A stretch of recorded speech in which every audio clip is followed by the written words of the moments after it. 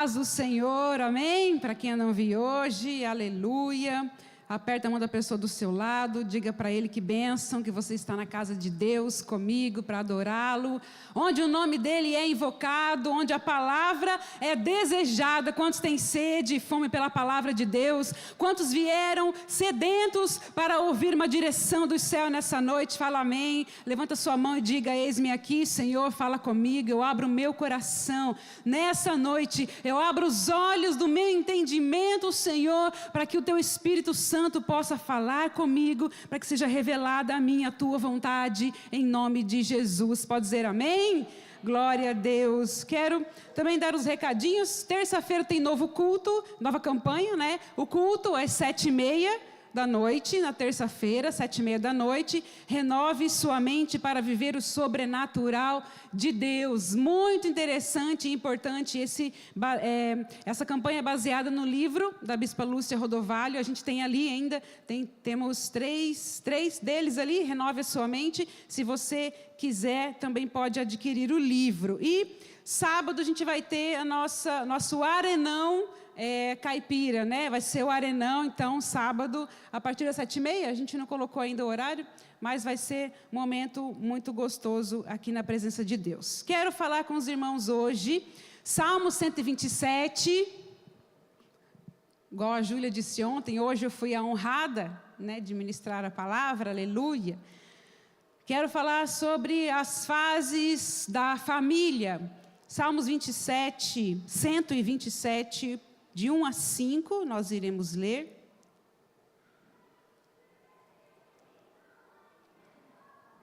Se o Senhor não edificar a casa, em vão trabalham os que a edificam. Se o Senhor não guardar a cidade, em vão vigia a sentinela. Inútil vos será levantar de madrugada, repousar tarde, comer o pão de dores, pois assim dá ele aos seus amados o sono. Eis que os filhos são herança do Senhor, e o fruto do ventre o seu galardão. Como flechas na mão de um homem poderoso, assim são os filhos da mocidade. Bem-aventurado o homem que enche deles a sua aljava. Não serão confundidos, mas falarão com os seus inimigos à porta. Você pode dar uma salva de palmas para a palavra de Deus? Aleluia. Tua palavra, Senhor, é desejada neste ambiente. Então, a primeira fase de uma família é o casamento. Fala a pessoa do seu lado: o casamento é o início de uma família.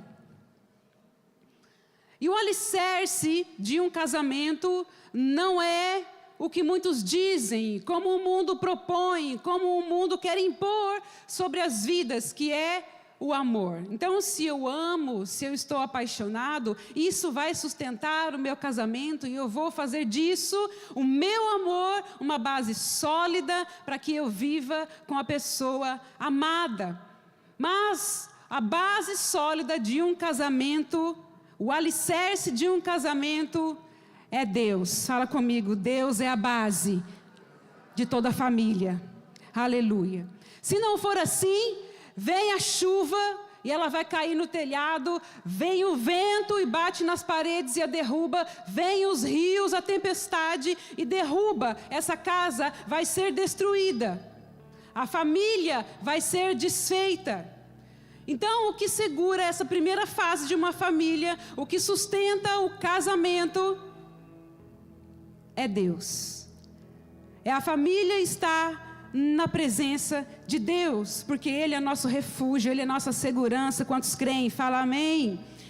No verso 2 nós vemos a necessidade de valorizar mais o ser do que o ter.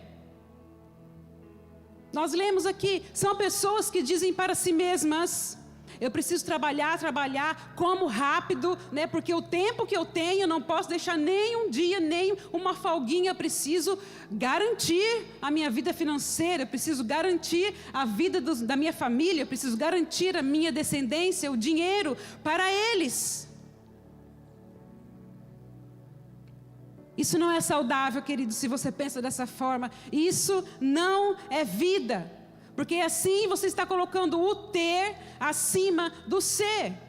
O Senhor nos ensina a desfrutar do fruto do nosso trabalho. Se eu vivo uma vida apressada, se eu como apressadamente porque eu tenho que trabalhar, se eu durmo pouco porque eu tenho que trabalhar, você está valorizando o ter, está esquecendo principalmente de você mesmo, da sua saúde física, mental, emocional e espiritual. E no verso 2, no finalzinho, entra a promessa. Busque a Deus em primeiro lugar e as outras coisas vão ser acrescentadas. Deus e as pessoas vêm em primeiro lugar. Deus e as pessoas vêm antes das coisas. Fala comigo, Deus e as pessoas vêm antes das coisas. Mas esse mundo quer inverter esse princípio. Esse mundo diz, assim que der eu vou na igreja. O mundo se esquece de Deus. O mundo ama as coisas e o mundo usa as pessoas. Estou errada?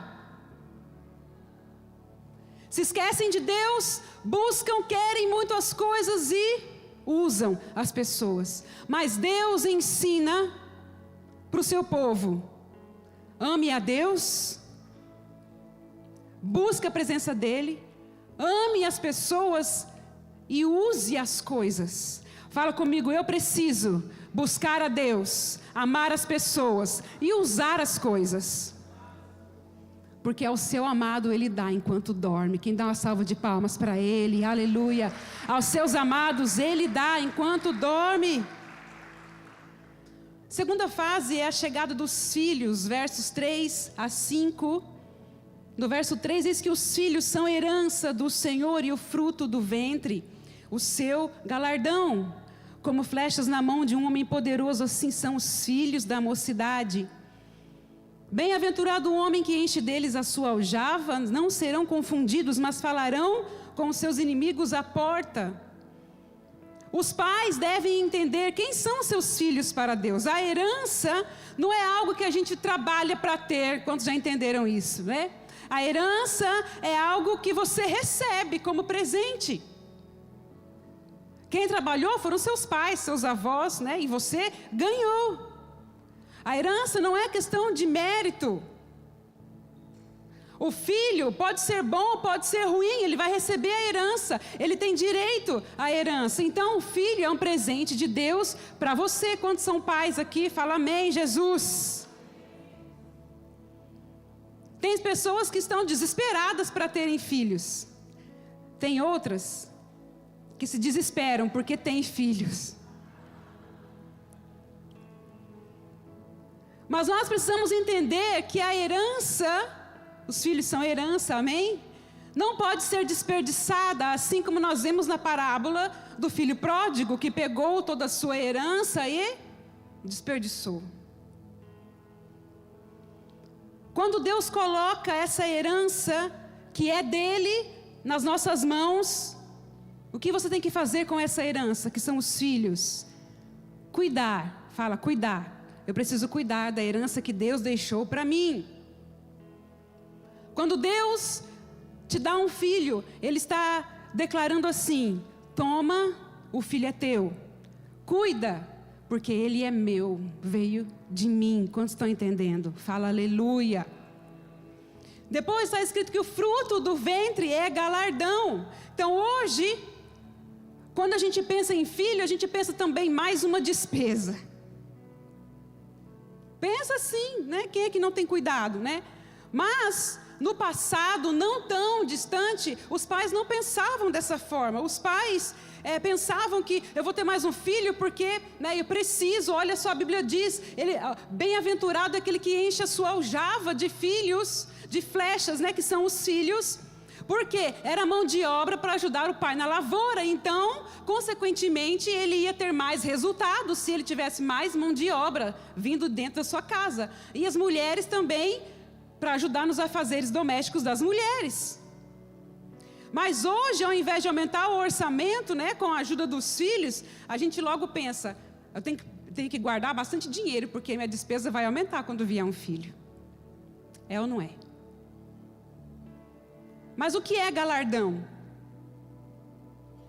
Galardão é algo que traz alegria.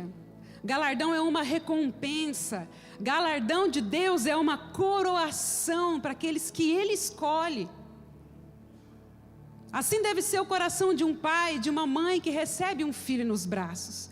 Nós precisamos entender, eu estou recebendo do Senhor uma recompensa, eu estou recebendo uma coroação, é algo importante para a minha vida e eu preciso cuidar.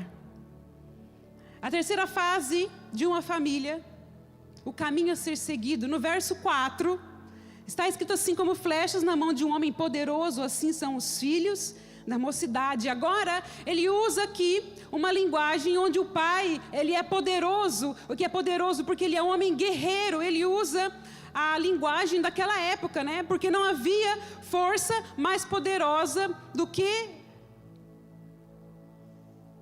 um exército com flechas, principalmente quando elas tinham fogo na ponta. Por quê? Porque o inimigo estava longe, ele poderia estar do outro lado do acampamento, e eu aqui, com os meus filhos, com as minhas flechas, quando eu lanço uma flecha, ela vai longe e ela atinge o inimigo. Então ela alcançava o inimigo de longe. E olha o princípio de Deus com isso. Eu preciso cuidar dos meus filhos, enquanto eu os tenho, enquanto eu posso, porque no final, quando os inimigos vierem contra mim, sou eu que vou ser cuidado por eles. Os inimigos vão ser atacados, vão ser atingidos pelos meus filhos. Agora, a flecha, ela tem 3 significados. Primeiro, que todo guerreiro, ele precisava carregar as suas flechas.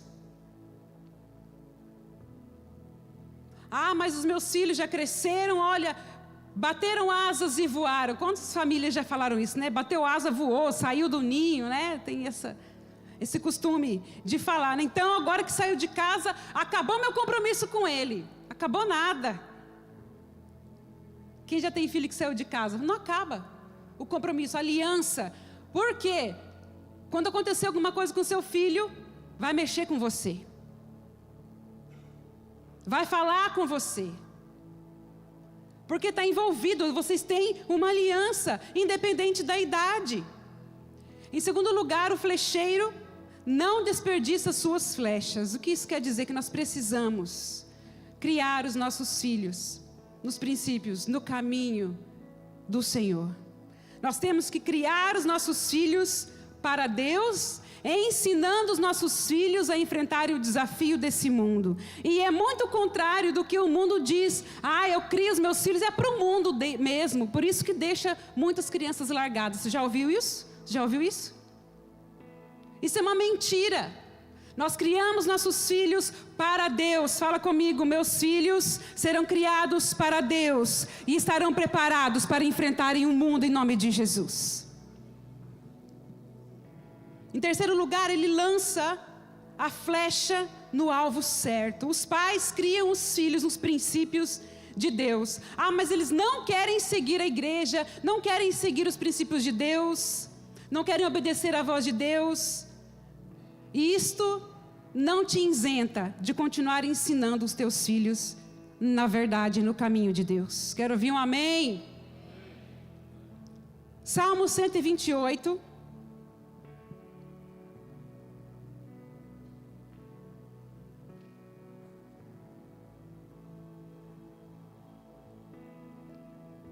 (128, 1).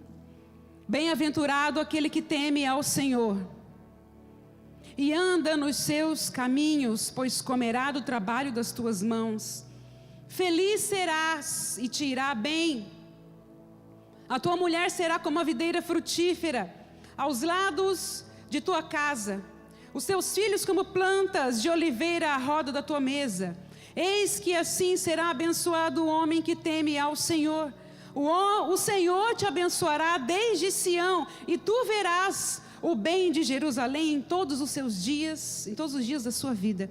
E verás os filhos dos teus filhos e a paz sobre Israel. Aleluia. Aqui fala já da família já construída, a família já formada, o casamento alicerçado com Deus, ou como Deus, né, a base da família, dos filhos. já grandes, fala da mãe, fala dos netos, os filhos dos teus filhos.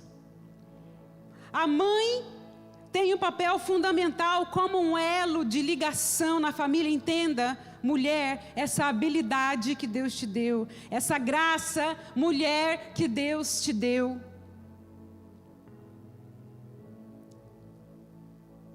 Você percebe pelas gerações, eu também já percebi isso, que quando há um casal já idoso e a esposa vem a falecer, você pode perceber que a família dá aquela distanciada. Não tem aquele mais compromisso de todo domingo estar na casa da mãe, porque ela já faleceu. Mas quando é o contrário, quando a mãe ainda está viva, né, quando primeiro falece o pai, você pode perceber que ainda há aquele compromisso com os filhos, com os netos. Eles querem estar junto da mãe. Ela é um elo, ela que faz a ligação dos filhos. Olha a importância. Olha que interessante, o Senhor fala, ao redor da mesa. Tem mesa na sua casa? Não estou falando dessa de colocar o copo, de colocar o prato, né, de colocar, seja de vidro ou de madeira.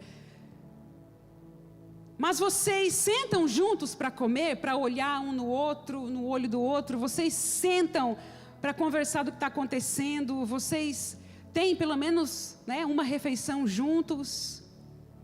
Vocês conseguem parar e saborear a comida juntos? Porque a gente já ouviu bastante, né, pregação do pastor e de quão é importante a mesa para Jesus. Porque a mesa é lugar de conversa, a mesa é lugar de alinhamento, a mesa é lugar de comunhão, a mesa é lugar de acertos, é lugar de risadas. Então, esse homem, ele recebeu seus filhos como herança, como galardão de Deus, e ele permaneceu fiel a Deus. Quando ele permaneceu fiel a Deus, ele trabalhou com alegria, ele come do fruto do seu trabalho com alegria. Deus faz prosperar esta família que está unida. O que isso significa? Felicidade. Você quer ter felicidade na sua família? Você precisa de alegria no seu lar? E a quarta fase de uma família é a bênção na descendência.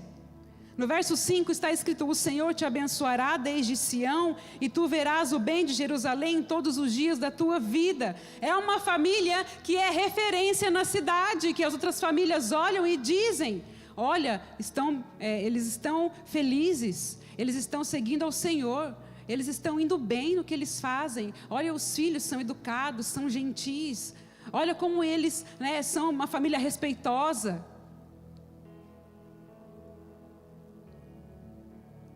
E ainda, essa família que teme a Deus abençoa outras famílias. No verso 6, e verás os filhos dos teus filhos e a paz sobre Israel. Agora ele está falando aqui dos netos. Então nós vemos do começo da jornada, no verso 1 de Salmo 127, quando começa a base de uma família, como ela tem que ser estruturada, onde ela começa, e agora o final dessa jornada.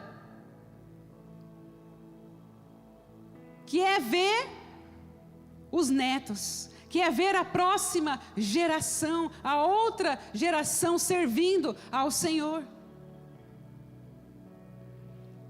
Eu quero dizer para você nessa noite: invista na sua família, em nome de Jesus. Faça o melhor que você puder, para que a sua família melhore.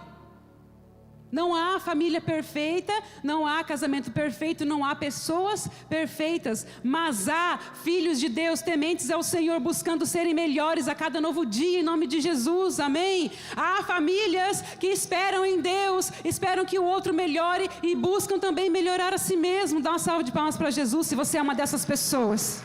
Se você está aqui buscando a Deus, é porque você quer ser melhor. Se você está aqui buscando a Deus, é porque você quer algo novo, algo melhor para a sua vida e para a sua família. Amém? Dá um glória a Deus aí, queridos.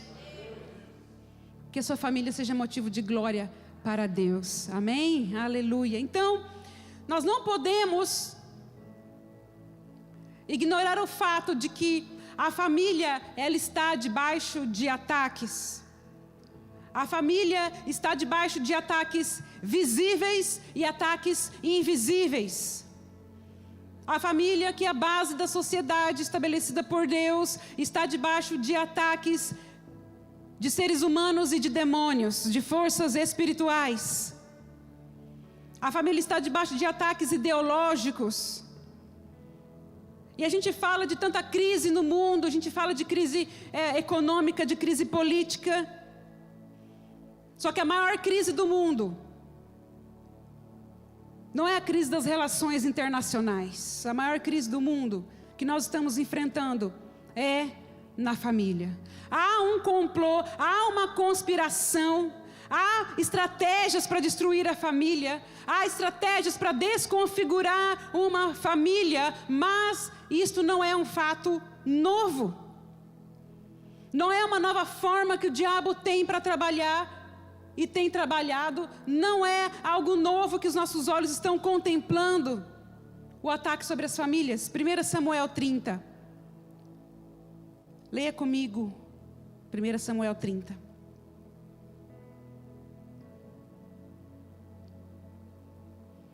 Sucedeu, pois, que chegando Davi e os seus homens, ao terceiro dia a Ziclag, história que você conhece. Olha só, presta atenção, já os amalequitas, com ímpeto, tinham dado sobre o sul e sobre Ziclag, e tinham ferido a Ziclag, e a tinham posto a fogo. E levaram cativas as mulheres que estavam nela, porém a ninguém mataram, nem pequenos, nem grandes. Tão somente os levaram consigo e foram pelo seu caminho.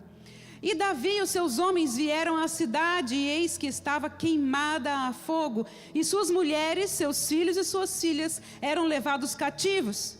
Então Davi e o povo que se achava com ele alçaram a sua voz e choraram, até que neles não houve mais força para chorar.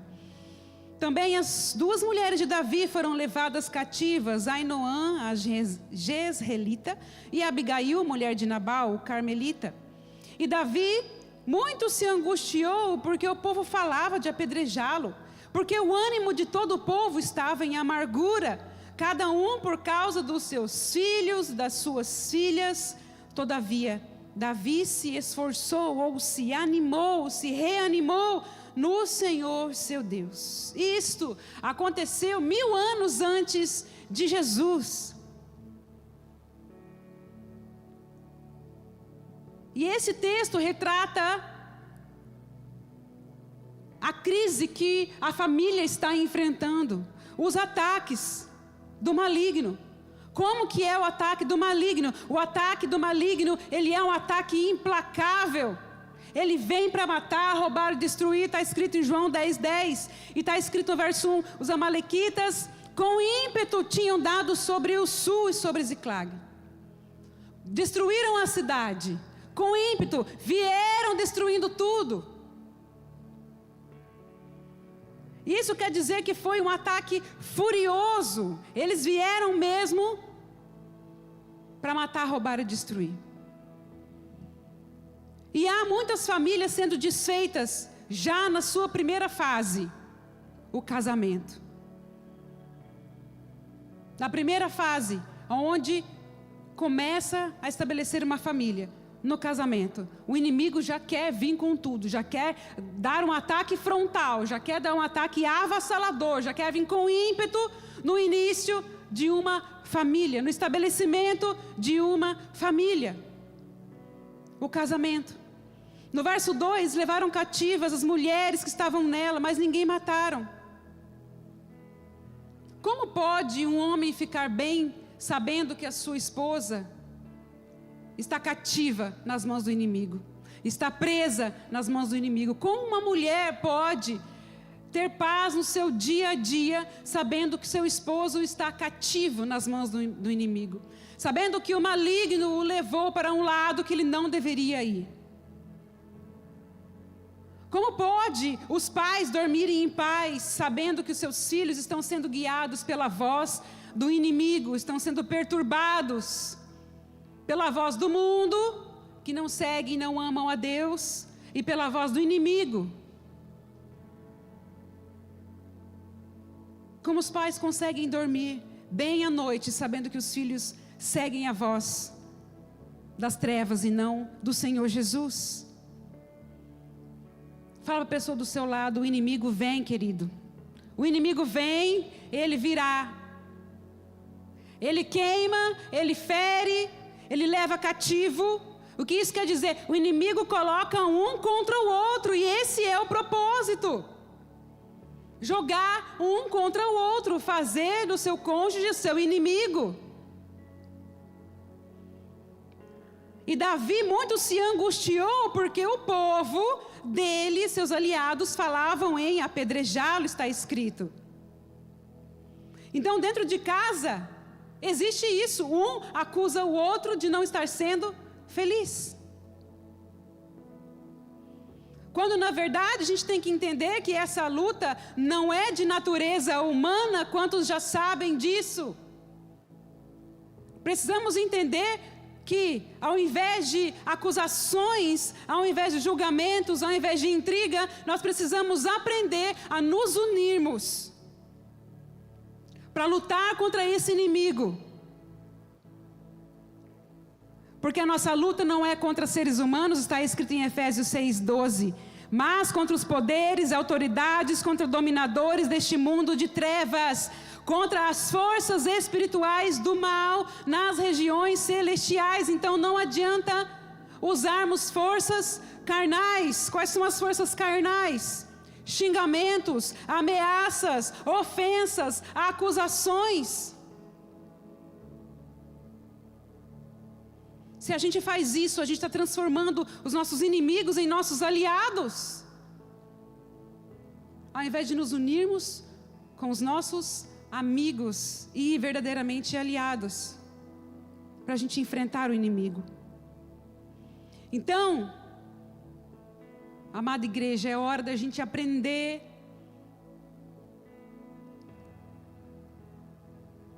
a parar de brigar por aquilo que a gente quer, pela mudança que a gente quer dentro da nossa casa.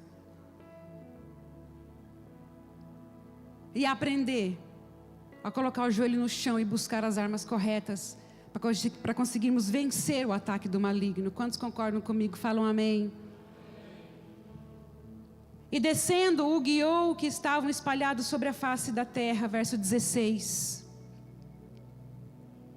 Comendo, bebendo, dançando por todo aquele grande despojo que tomaram da terra dos filisteus e da terra de Judá. Olha isso, o que nós acabamos de ler? O inimigo celebrando a separação da família.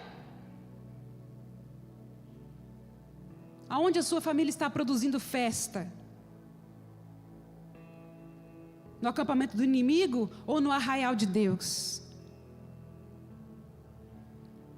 E o que Davi fez diante desse ataque?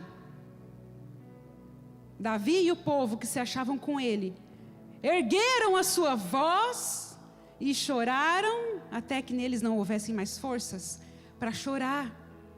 Qual foi a última vez que você chorou pela sua família? Qual foi a última vez que você chorou pelo seu casamento? Qual foi a última vez que você chorou pela restauração dos seus filhos no altar de Deus? Ou você tem chorado por causa das ofensas do outro, por causa do ataque do maligno na sua vida? Uma coisa eu tenho certeza, nós não geramos filhos para o inferno em nome de Jesus. Não geramos filhos para povoar o inferno em nome de Jesus. Os nossos filhos, os jovens dessa cidade, irão povoar o céu para a glória de Deus. Dá uma salva de palmas se você concorda comigo. Essa é a luta da igreja. E está escrito que Davi se reanimou no Senhor. Por que ele se reanimou no Senhor? Porque ele era forte e o inimigo era fraco? Porque ele tinha estratégias e ele sabia que com isso ele ia conseguir, ele tinha um exército, então o inimigo ia ver quem eles eram? Não, ele se reanimou no Senhor, seu Deus. O seu Deus. O Deus que guiava a vida dele, o Deus que o fortalecia, que deu vitórias a ele em tantas outras guerras e batalhas. Ele sabia quem era Deus, ele sabia o poder de Deus. Por isso ele foi buscar ânimo em Deus, ele foi buscar ânimo na presença do Senhor. Aleluia. Isso quer dizer, meu querido, que não há situação tão difícil que Deus não possa reverter e virar o jogo em nosso favor. Ele é o Deus do impossível. E muitas vezes, já falei isso, a gente ouve as pessoas lá fora, as pessoas que são consagradas aos outros ídolos. Nós ouvimos pedidos de oração de pessoas que não buscam a Deus, que estão declarando que servem aos inimigos, aos outros deuses. Nós ouvimos: peça oração por mim, coloca meu nome no altar para que o seu Deus venha fazer alguma coisa em meu favor. E muitas vezes o povo que busca Deus, que está na igreja todo domingo, não busca Deus com tanta intensidade. Às vezes parece que despreza o poder de Deus, busca socorro primeiro em outras circunstâncias da vida, no seu próprio braço, em outras pessoas, para depois em buscar a Deus. Levanta sua mão e fala: não será assim na minha vida, em nome de Jesus. O Todo-Poderoso, fala comigo: o Todo-Poderoso é o Deus da minha vida, é o Deus da minha família. É a Ele quem eu vou buscar, é na presença dEle que eu vou me reanimar em nome de Jesus. Aplauda Ele, glória a Deus.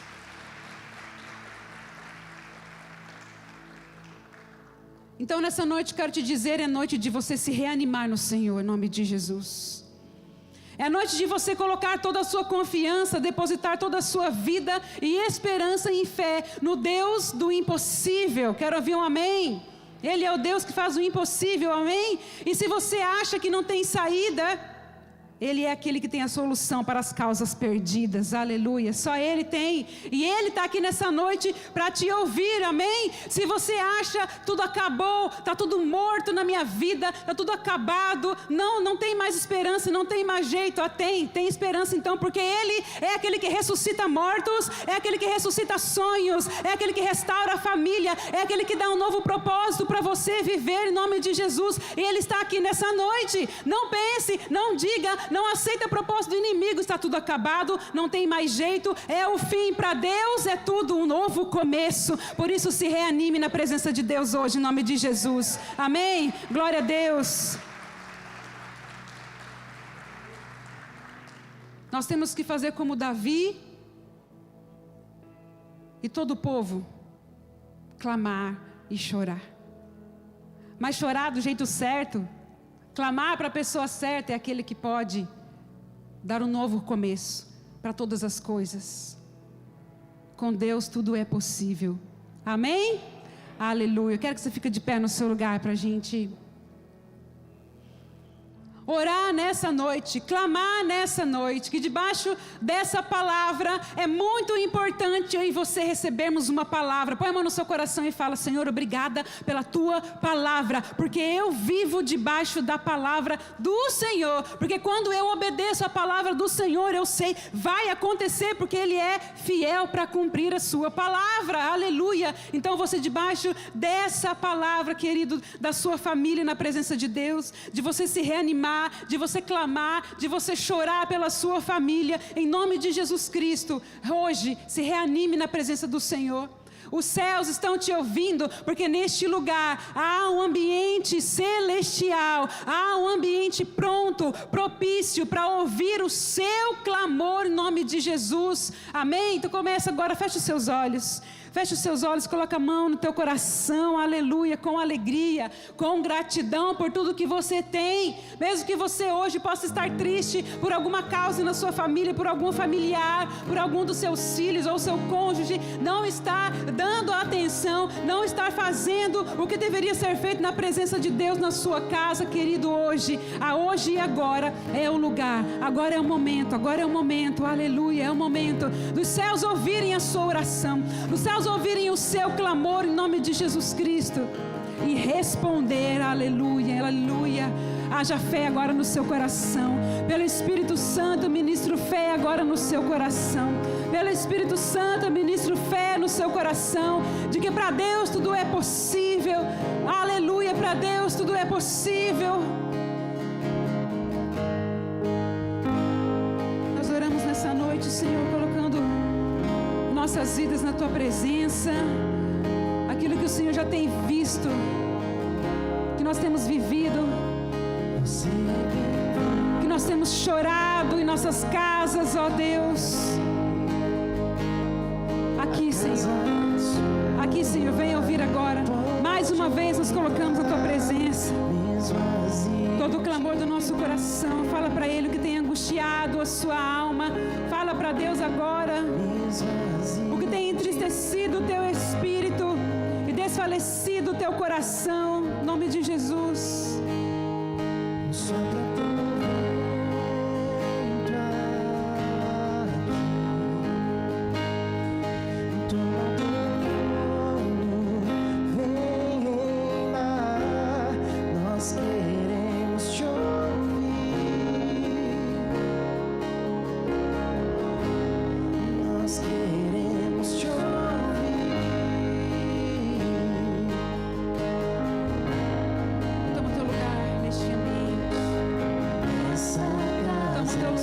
Espírito de vida, toma o teu lugar.